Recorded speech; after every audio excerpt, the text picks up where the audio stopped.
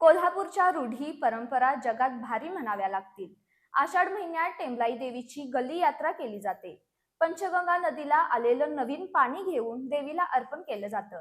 त्यानिमित्त गल्ली गल्लीमध्ये मांसाहाराचा बेत आखला जातो.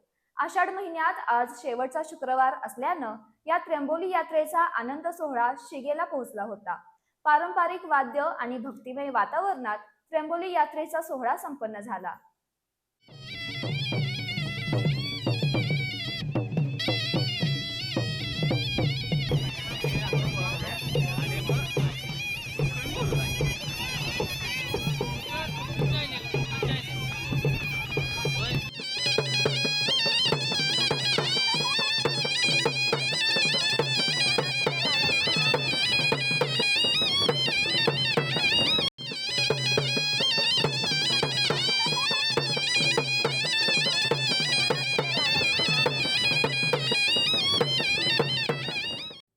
श्रावण महिना सुरू होण्या अगोदर तांबड्या पांढऱ्या रश्श्यावर ताव मारायचा, मांसाहारी जेवणाचा मस्त बेत आखायचा आणि यातच देवीला आणि निसर्गाला नमस्कार करायचा, असा तिहेरी योग आषाढ महिन्यात कोल्हापूरकर साधतात.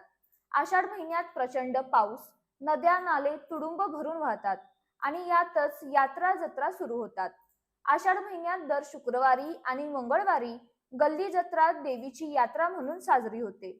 पंचगंगा नदीतील नव्या पाण्याचा अभिषेक घालून देवीला मांसाहाराचा नैवेद्य दाखवला जातो.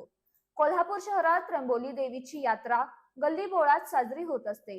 घराघरातून वर्गणी काढून मटणाचा वाटा घातला जातो. पारंपरिक वाद्य वाजवत गुलालाची उधळण करत नवीन पाणी देवीला वाहलं जातं.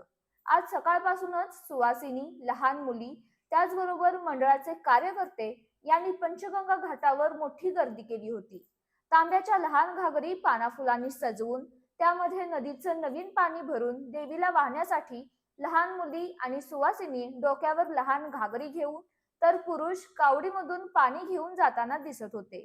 कट्टा न्यूज 24 साठी कॅमेरामन दशरथ खुटाळेसह किरण मस्कर.